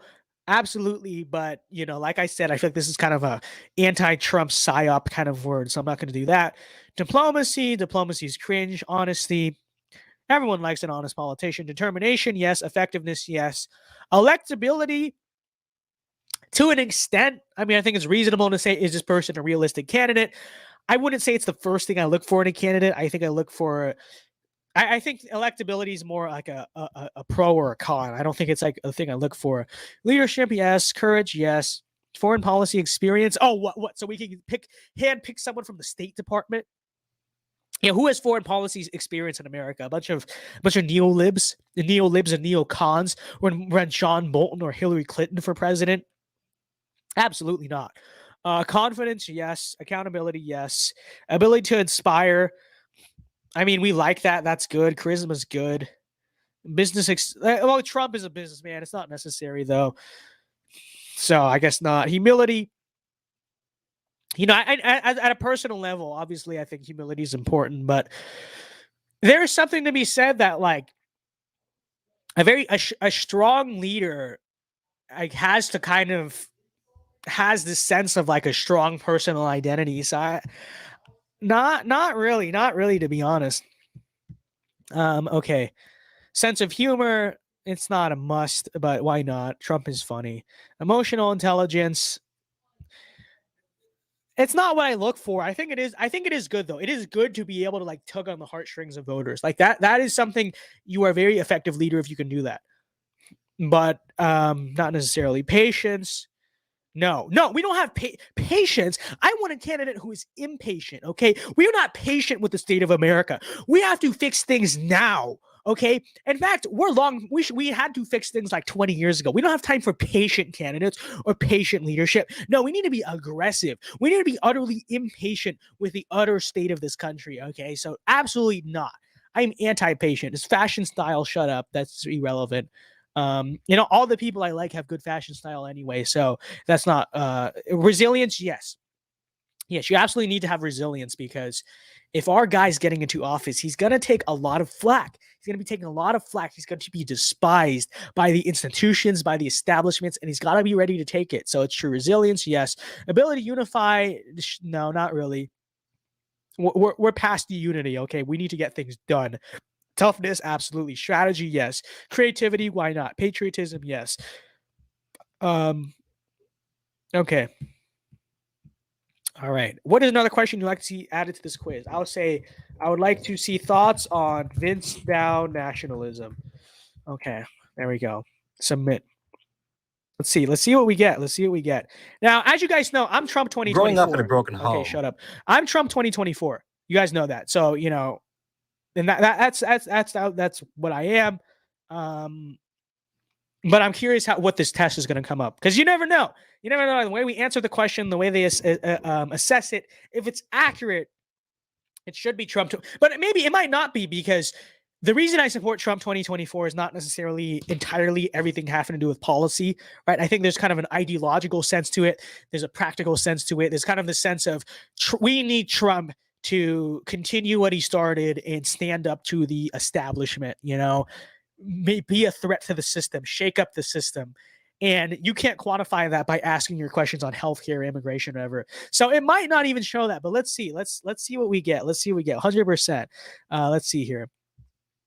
Let's see. Can you not right now? Can you go away, please? It says Ron. I'm gonna put it. I'm on my guy's Trump. It says Ron DeSantis is my first. Mike Pence is second. That's just not accurate though. That's just not accurate. How can I click? I'm supposed to click this so I can show my guy here. Really? I can't. They won't even let me vote. This is literally 1984. I'm literally being disenfranchised right now. It says Ron DeSantis is number one. I can kind of see why it came up with that, because I guess some of my answers on policy were kind of reflective of what Ron has done as governor. So they kind of assess it that way. But that's not what Ron would be like as president. I don't understand that. Mike Pence, get out of here. Get out of here. They won't even let me vote for Trump. This is bad. How can we ensure integrity in our ISideWith political results when we're not even allowed to vote for our candidates here? Okay. Tulsi Gabbard, 47%. I can see that. And then let's look at the Democrats here. Let's look at these. That's funny. 1% AOC, folks. We're a 1% AOC. All right. Well, there you go. We did all of that to get inaccurate results. But you know what? It is not about the results. It is about the journey. This is what few people, and I'm not coping when I say this. This is true. This is what people fail to take into account. Okay. This is what people fail to take into account. Political quizzes are not about their results. Most of the results of these quizzes suck. They are taking them on stream is about the journey. It is about answering the questions, giving our stances, talking about the issues. That is the purpose. And you know what? These bad results, they cannot take that from us. They cannot take that from us. Mike Pence, are you serious? They can't take that from, but you know what? Like I said, they cannot rob me of the fact that ultimately, right, what this is really about is the journey. It is about answering the questions and giving the stances, okay, here. So there you go. But these results suck. Please don't someone's going to screenshot these and be like, look, proof that Vince Dow is a fraud neocon. He's this is why AF should hate this guy. He's a fraud. He's a grifter because his top answers were on DeSantis. No, it's an inaccurate test. Watch back the video, okay? And if you disagree with my answers there, then we can talk. But I know somewhere down the line, someone's gonna bring this up and be like, proof that Vince Dow is conservative Inc. Proof that Vince Dow is okay.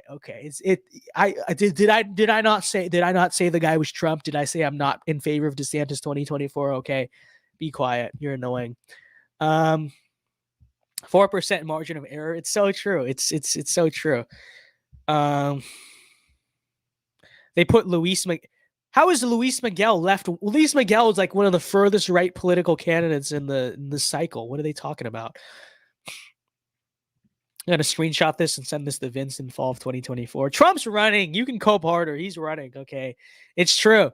If he wasn't running, then we could talk about who we're going to get behind. But Trump is running. It's very obvious. So it's not much of a debate here. Neocon. Graham Jackson says neocon. I didn't know Graham Jackson actually watches our streams. Neocon Dow. Now, and your first name is the same name as Lindsey Graham's last name, so you're the neocon, Graham. We all know this. Ron Dow said untrue. Okay, he lied about Luis Miguel. It says he's pro-choice, anti. Who put this? That's literally the opposite of what Luis Miguel stands for. Luis Miguel, what the heck? Luis Miguel basically believes like what I believe, like basically to the T. What is this?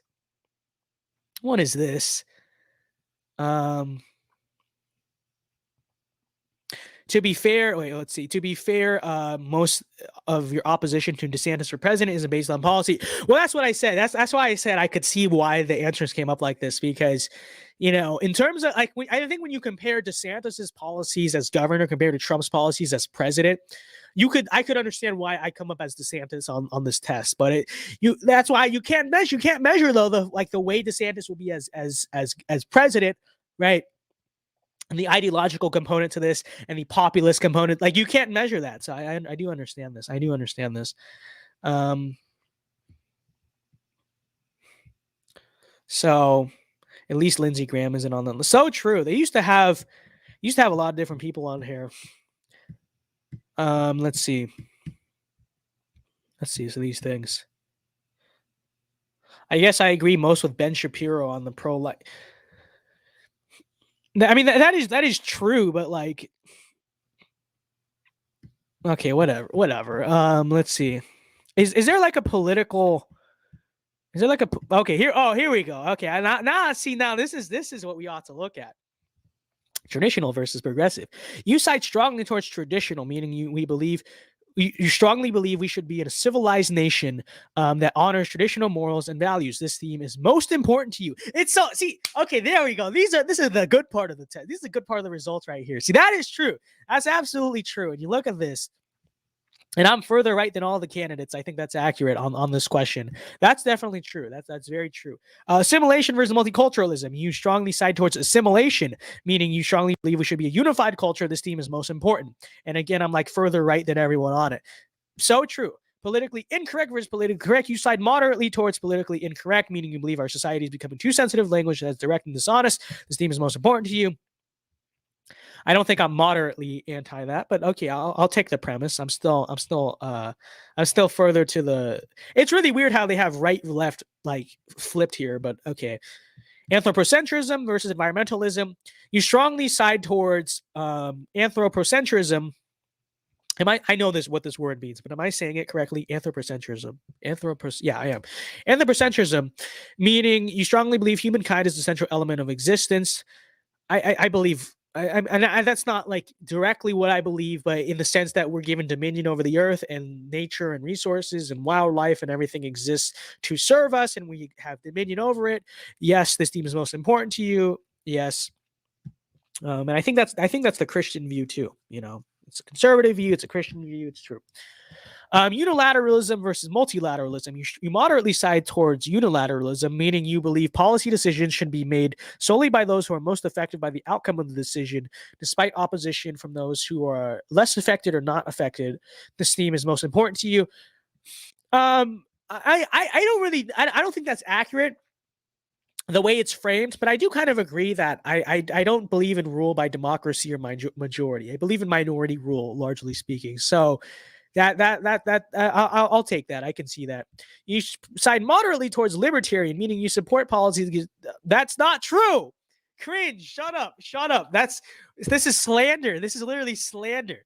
Okay. Yeah, I guess I side libertarian on the questions you asked, but this is just slander. I like to think I am more authoritarian than all the Republicans on this list. I take pride in that. Who put me here? This is slander. This is not okay. Disavow. This is false. Okay. Graham Jackson probably in chat right now making fun of me. No, we're scrolling past. No. Untrue. Disavow. Who? This is. I'm gonna sue them. You're getting sued. That's a joke. Don't actually use that as legal whatever. No. Shut up, chat. No, shut up. Shh. We do not speak of that. That's wrong. It's not true. Okay. Tough versus tender. You side extremely towards tough, meaning you strongly believe in tough love and having little sympathy for those that break the law or make bad choices. This theme is most important to you. I'll take that. You side strongly towards I don't, though. I don't. I'm in the middle. I'm not a full individualist or collectivist. I think it's a false dichotomy. I I think there's both, right? I'm in the middle of that. I wouldn't say I side strongly towards individualism. That's not true. Meaning you support free market policies that create opportunity for personal liberty and success. This theme is. See, if they ask questions like, should the government restrict trade? Which did they even ask that? No. Should the government restrict trade? Should we go after woke corporations? Should we regulate big tech? Should we ensure, free speech on big tech platforms and use government force to do that? It would be the opposite of this, but because they asked questions like, do you believe healthcare providers should be able to compete across state lines? I end up as a free market individualist libertarian. This is slander. I don't like this test. This is slander. This is untrue. This is not okay. Okay, this is just not okay. All right, I disavow this. All right, I will be writing a strongly worded letter to them about this. I'm not actually going to do that. That's a waste of time. But I'm not happy. Know that I'm not. Your boy is not happy here. Okay, you side moderately towards militarism, meaning you believe we should use whatever force necessary to protect ourselves against foreign threats. Okay, fine, whatever. Right wing versus left wing, you side extremely towards right wing, meaning you strongly support policies that promote economic freedom. That's not what it means to be right wing. But this part is true. A society based on morals and values, this theme is more important to you. Okay, I'll take the second half of it. Okay, I won't flip out at this one. You side strongly towards deregulation. Okay, on the questions they asked, I guess that's true. Capitalism versus democratic socialism. You side strongly towards capitalism. I do side towards capitalism. I wouldn't say I side more towards capitalism like the way it's here, but okay. Small government and big tech government, you side strongly towards small government. Not really. Okay, laissez-faire. Again, kind of not real. I'm more with Trump on economics than I am the Ben Shapiro. What is this? Okay. At least I agree the most on Trump on immigration. I'll take that. Okay. But Obamacare is not most important to me. I don't know why they're doing that. Let's see. Is there like a political compass here? Okay, I'm not a libertarian conservative. What is this? This is a bad test. I disavow this. I used to see now. Okay, now I know why I used to like this test when I was a libertarian, because it makes you a libertarian. It's true. It's biased towards No wonder I used to like this as a libertarian. This test sucks. This is false. It got the wrong candidate. I'm not even mad about that. I can kind of understand how it got the candidate. I'm not a libertarian conservative. And that's the problem. They didn't ask the questions. They didn't ask the questions of the proper questions of the use of governmental power for right-wing ends. Okay, they didn't ask those questions. So all just asked was like, do you support lower taxes? Like, marginally speaking, yes. And then libertarian conservative. This is not cool. Not cool. Not okay. Disavow. Untrue. Uncool. All right, uncool. Okay. What if most libertarians only that because of rigged quizzes? No, you're giving they actually just think that for wrong reasons. America First mapping says it mainly judges libertarianism off economics instead of social issues. Okay, well I can see that. At the same time, it didn't ask about trade. It didn't ask about like pro-family policy. It didn't ask about incentives for marriage or birth or any of those things, child birth stipends. It didn't ask about, breaking up trust or monopolies or things like that, or regulating tech or regulating big corporations. So I'm still salty about this. It is not okay. This is cringe. This is so untrue. This is just slander. Okay. Now I will say, these are the ones I like the most. Okay. I'll take the top three. I'll take the top four. Okay. The top four, very true. Traditional is true. Assimilation is true. Politically incorrect, true. Anthropocentric is true. I'll take those. The rest of these suck. This test sucks. All right. This test sucks except for the results that I like, which don't suck. And that's the proper stance to have. You know why I have that stance? Because I'm an authoritarian. That's why. Okay. So,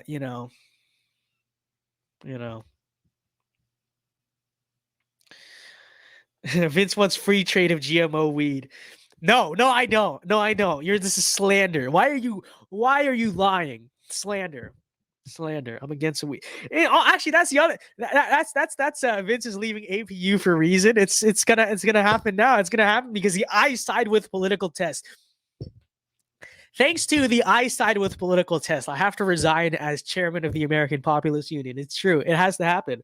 But like, the thing is that what was I gonna say? Who was I gonna say? I was gonna say something. I forgot what I was gonna say. I was trying to read a chat. Let me see. This test is a psyop. And they should have more questions about trade. I was gonna say, what was I gonna say? Let me see. I was gonna respond to something in the chat. I forgot. Vince is joining Daily Wire. No. Well, I wouldn't even say that because Daily Wire actually has base people on it. Like Michael Knowles is extremely ideologically solid. Like he gets it. Matt Walsh is also pretty good. I'm joining Reason TV at this point. That's what they seem to think. I'm Reason TV. That's what it is. Okay. All right. VinceDao libertarianism instead of VinceDao.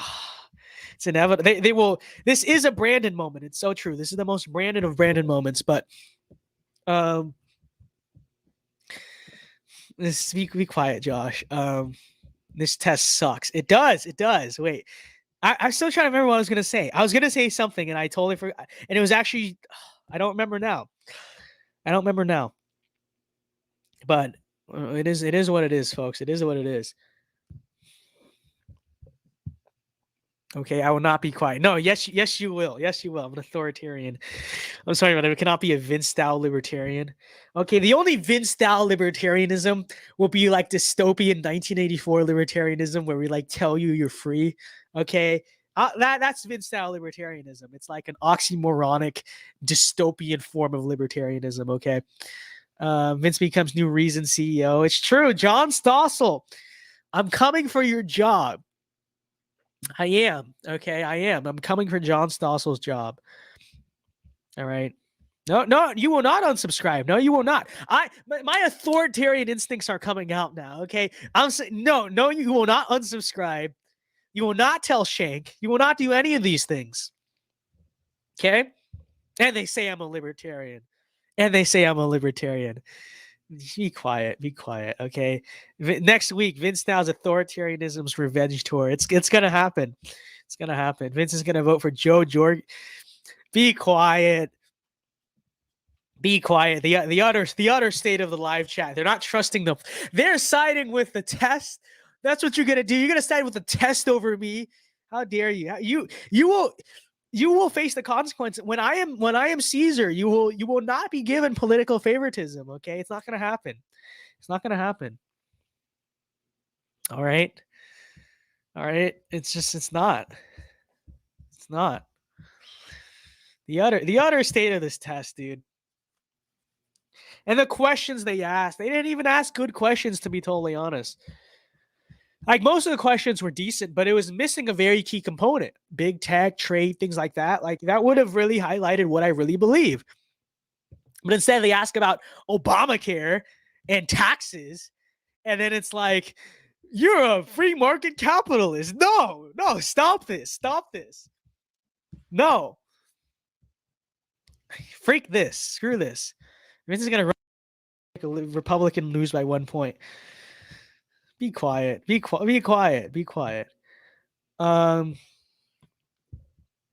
Oh yeah, I forgot. There's the political parties thing. Let's look at that. Let's look at that real quick. I'm having allergies now. The second I became libertarian, my nose starts to get runny. What is this? What is going on? What is this? I side most with the Constitution. I'll take the Constitution Party. Constitution Party's kind of based. Well, wait a minute. Look at this. Okay, look at this. It says my top parties are Constitution, then Republican, and then Libertarian is like way down at 64. You look at the jump here, but I'm a Libertarian conservative. How does that make any sense? See, this part of the test is based. That's accurate. Look how like much smaller Libertarian Party is for me. You know, realistically, it should be down to like 10% or whatever. But like, okay, I get it.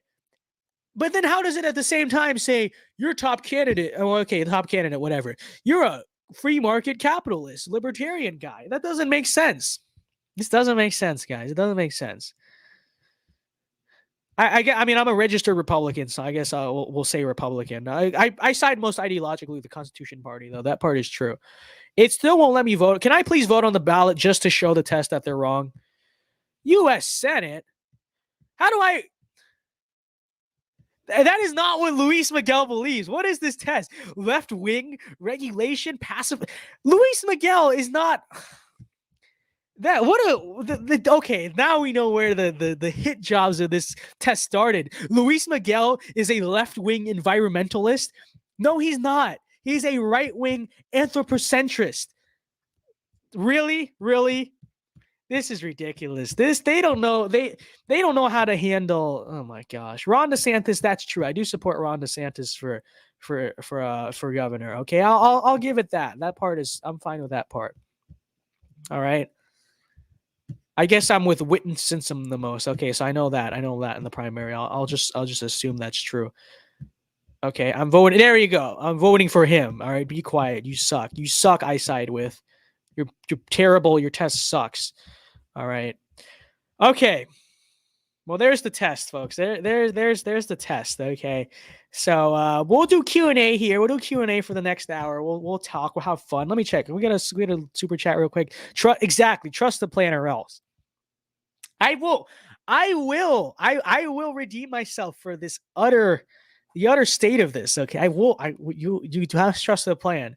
But we're going to go to Q&A now, and I'm going to cut off the replay here, folks. So if you're watching on the replay, I'll put up the full stream on the members tab. So if you want to watch the fun Q&A we're about to have, be sure to become a member, tier 1 or higher. Be sure to become a member if you're going to watch the replay. Now, for the people who are live, don't go anywhere. We're going to do Q&A. It's going to be very fun. But for the people, for the non-members, with that being said, guys, hope you have a very good day, okay? God bless. Screw the test. If you're new to the channel, be sure to like and subscribe for more epic, non-libertarian, Christian conservative content. Okay, let me clarify that. And I'll see you guys in the next one. Have a very good day and peace. See you guys. In leaving it, I do so with this prayer. May God's grace be with you in all the days ahead.